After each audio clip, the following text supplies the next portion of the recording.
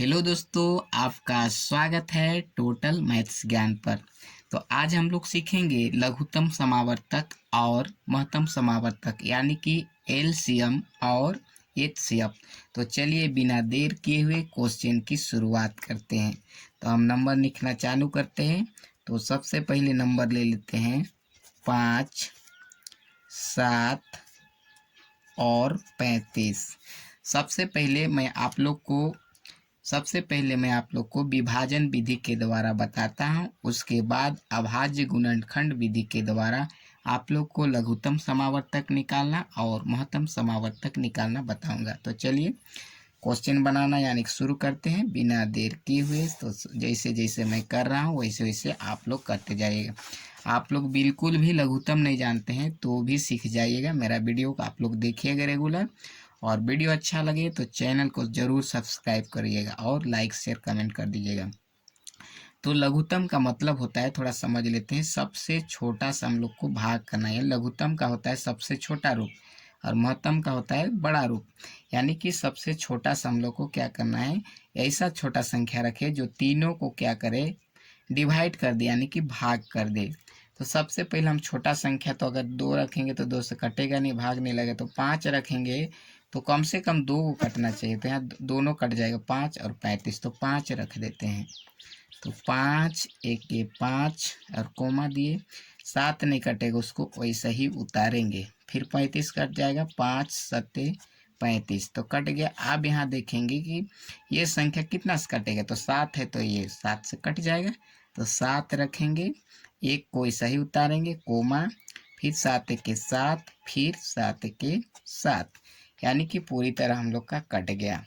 तो हम लोग का यहाँ जो किनारे आया उसको जो गुना करेंगे वही हम लोग को क्या होगा, लघुत्तम होगा, यानी कि लघुत्तम समावर्तक, और एलसीएम भी बोलते हैं और लसा भी बोलते हैं। तो चलिए लिखते हैं यहाँ पे हम लोग का लघुत्तम कितना आ गया, हम लोग का 5 गुना 7 गुना 1 हम लोग का 3 बार है। तो 3 बार गुना कर दिए। आप गुना करेंगे तो 5 7 35, और 35 को आप कितनों बार गुना कीजिएगा एक के साथ तो उतना ही आएगा। तो हम लोग उत्तर कितना आया, 35। ये एलसीएम आ गया यानी कि आंसर आ गया। तो मुझे उम्मीद है कि आप लोग को समझ में आ रहा होगा, और समझ में नहीं आएगा तो वीडियो पर कमेंट कर दीजिएगा। मैं आप लोग को उसको फिर से रिपीट करके बताने की कोशिश करूँगा, और वीडियो अच्छा लगे तो कम से कम चैनल को सब्सक्राइब कर दीजिएगा। तो चलिए बिना देर के फिर अगला नंबर देखते हैं, अगला संख्या। फिर आप लोग को इसी को हम अभाज्य गुणनखंड विधि के द्वारा बता के दिखाएंगे। तो चलिए और एक नंबर ले लेते हैं उसको। इस बार हम नंबर लेते हैं 7, 14 और 21। अब इसको हम लोग फिर से उसी टाइप से बनाते जाएंगे। तो देखेंगे सबसे छोटा नंबर जो तीनों को डिवाइड कर दे यानी भाग लग जाए, तो हम लोग 7 रखेंगे तो तीनों को काट देगा। तो 7 रखते हैं, 7 के 7, 7 दूना 14, क्योंकि 14 2 बार में कट गया। उसके बाद 7 तिया 21। ये देखिए हम लोग का ये। अब यहाँ देखेंगे कम से कम 2 नंबर कटना चाहिए, तो 2 नहीं कटेगा, तो वहीं से हम लोग डायरेक्ट गुना कर देंगे। तो हम लोग का लघुत्तम यहाँ कितना हो जाएगा, 7 गुना 1 और गुना कितना है 2 और गुना कितना है 3। तो हम लोग का लघुत्तम यानी कि आंसर कितना आ जाएगा, 7 के 7, 7 दूना 14 और 14 तिया कितना हो गया 42। ये हम लोग क्या हो गया, उत्तर हो गया, यानी आंसर भी बोल सकते हैं आप, जो बोलिए सब ठीक है। तो ये हम लोग का क्या हो गया, ये था हम लोग का विभाजन विधि। अब आप लोग को मैं इसी को हम क्या करते हैं, ये अभाज्य गुणनखंड विधि के द्वारा मैं आप लोग को बताता हूँ। यहाँ नंबर लिख लेते हैं 7, 14 और 21। तो ये जो लिखे इसका सबसे पहले हम क्या लिखते हैं, अभाज्य गुणनखंड लिख लेते हैं।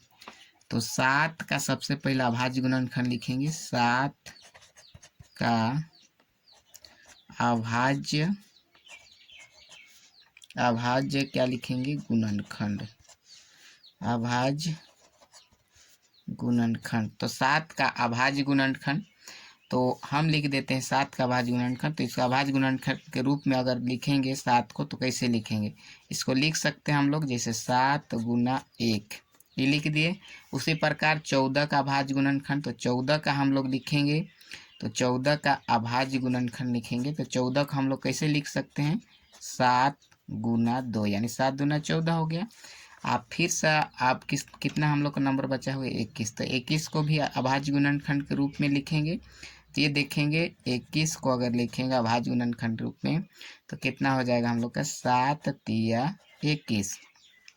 अब देखेंगे कि तीनों में हम लोग का कौन सा कॉमन है। हम लोग सबसे पहले देखेंगे तीनों में क्या कॉमन है। तो जो कॉमन होगा इधर लिख देते हैं, जो कॉमन होगा उसको एक बार लिखेंगे। तो देखेंगे यहाँ 7 है, यहाँ भी है, यहाँ भी है, तो उसको एक बार लिखेंगे। 7 लिख दिए।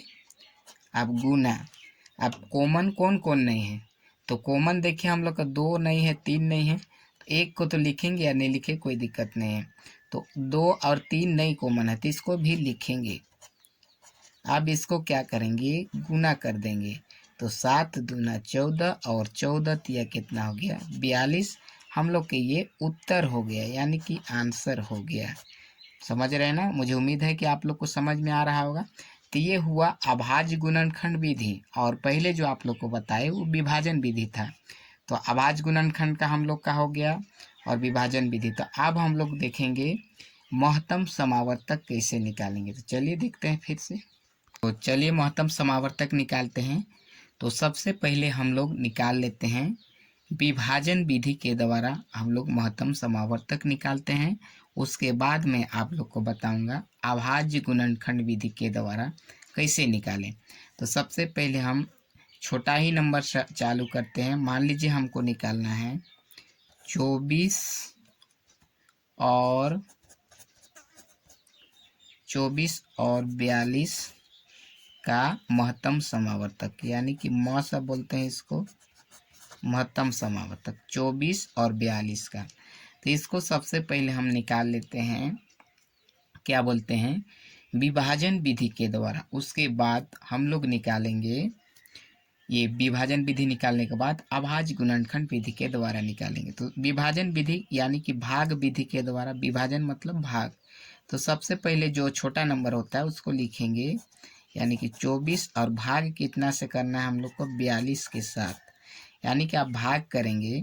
तो देखिए 24 का पहाड़ा यानी कि टेबल, तो 2 बार में तो 48 हो जाएगा। तो 24 एके 24, ये भाग की तरह ही है लेकिन थोड़ा सा इसमें अंतर है।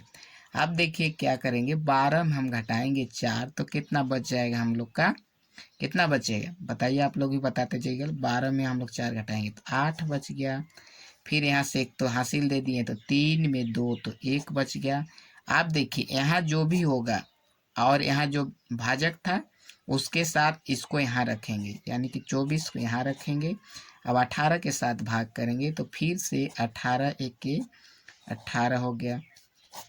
अब फिर से घटाएंगे, 14 में हम लोग घटा देंगे 8, तो बच जाएगा 6। अब यहाँ से हासिल गया तो 1 में कुछ नहीं बचेगा। अब यहाँ कितना है 18, तो फिर से 18 को यहाँ पे लिखेंगे। अब देखिए, अब 6 का पहाड़ा में 3 बार में आ जाएगा, यानी कि 6 तिया कितना हो गया हम लोग का 18। तो ये हम लोग का पूरा पूरा क्या हो गया, डिवाइड हो गया, यानी कि कट गया। तो अब हम लोग का 24 यानी कि 24 और 42 का महत्तम समावर्तक कितना मिला। जो लास्ट हम लोग का भाजक होता है वही हम लोग का क्या होता है, महत्तम समावर्तक। तो हम लोग लिख सकते हैं, अतः 24 तथा 42 का मॉस यानी कि महत्तम समावर्तक कितना हो जाएगा हम लोग का 6 हो जाएगा। ये हम लोग का उत्तर हो गया। मुझे उम्मीद है कि आप लोग को पूरा समझ में आ रहा होगा। तो ये तो हम लोग का हुआ, ये जो देखे हम लोग ये प्रोसेस, ये जो हुआ हम लोग का क्या हुआ, विभाजन विधि यानी कि भाग विधि के द्वारा। अब हम लोग इसी नंबर को हम लोग ले लेते हैं, ये क्या बोलते हैं, अभाज्य गुणनखंड विधि के द्वारा कैसे बनाएंगे। तो अभाज्य गुणनखंड विधि के द्वारा चलिए बनाते हैं। तो सबसे पहले यहाँ पे 24 को हम लोग अभाज्य गुणनखंड में कैसे तोड़ेंगे उसको देखेंगे। तो इसको जैसे अभी लघुत्तम निकालना सिखाया तो उसी टाइप इसको तोड़ना है। तो 2 से हम लोग छोटा से काटेंगे तो कट जाएगा। तो 2 एके 2, 2 दूना 4, फिर 2 से 2 छक 12, फिर 2 से कट जाएगा, 2 तिया कितना हो गया 6। फिर हम लोग का यहाँ 3 लिख भी सकते हैं और नहीं भी लिखेंगे, क्योंकि 3 लिखेंगे तो कट जाएगा, लिख ही देते हैं। 3 के 3 तो कट गया। अभी हम लोग का कितना आ गया, ये हो गया अभाज्य गुणनखंड हो गया। उसी प्रकार 42 को भी हम लोग तोड़ लेते हैं अभाज्य गुणनखंड के रूप में। तो 42 को भी हम लोग तोड़ लेते हैं। तो 42 को हम लोग कितना से कट जाएगा, 3 से, तो 3 1 के 3 और यहाँ से 1 चल गया, तो 3 चौके कितना हो गया 12। फिर हम लोग कितना से इसको काट सकते हैं, 3 से तो काटे, तो 3 से तो कट गया। अब 14 तो नहीं कटेगा, तो कितना से काटना होगा, 2 से। तो 2 7 कितना हो जाएगा 14। अब देखिए ये अलग अलग आ रहा है, तो यहाँ 7 रख भी सकते हैं और नहीं भी रखते, तो 7 के साथ काट देते हैं, कोई दिक्कत नहीं है। अब हम लोग का इसको क्या करेंगे, अब ये तो पूरा हम लोग का अभाज्य गुणनखंड के रूप में टूट गया। अब यहाँ पे लिखेंगे सबसे पहले 24 का अभाज्य गुणनखंड। तो 24 का तो हम लोग तोड़ दिए हैं। 24 का हम लोग कितना हो गया 2 गुना 2 और यहाँ पे गुना 2 और यहाँ पे कितना है फिर से गुना 3, यानी 2 कितना बार 3 बार है और 3 एक बार, तो लिख दिए। प्रकार हम लोग किसका लिखेंगे 42 का। तो 42 का हम लोग लिखेंगे तो कितना हो जाएगा हम लोग का 3 गुना 2, यहाँ पे लिखे हैं साइड में 2 हो गया। उसके बाद कितना हम लोग का गुना 7। तो ये हम लोग दोनों का क्या हो गया, टूट गया अभाज्य गुणनखंड के रूप में। ये दोनों क्या हुआ हम लोग का अभाज्य गुणनखंड के रूप में टूट गया। अब हम लोग देखेंगे कि ये दोनों में क्या कॉमन है, वही हम लोग क्या हो जाएगा महत्तम समावर्तक। तो देखिए यहाँ पे हम घेरा भी लगा सकते हैं। जैसे ये देखिए यहाँ ये क्या है 2 और 3 यहाँ भी है और यहाँ भी ये हम लोग का है, समझ रहे हैं। तो ये हम लोग का क्या हो जाएगा अभाज्य गुणनखंड के रूप में हम लोग का दोनों कॉमन हो गया।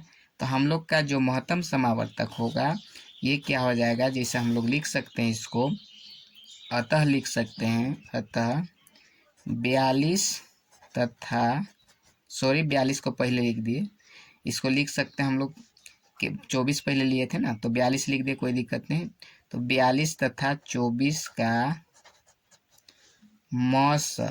मौस यानी कि महत्तम समावर्तक कितना हो जाएगा,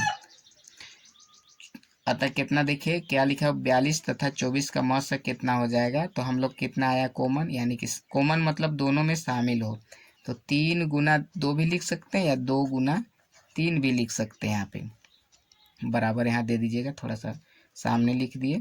तो हम लोग का कितना हो जाएगा बराबर देने के बाद 3 दूना 6, यानी कि 6 हम लोग का क्या हो जाएगा, ये 6 जो आया ये हम लोग क्या हो जाएगा आंसर हो जाएगा, महत्तम समावर्तक हो जाएगा, समझ रहे ना।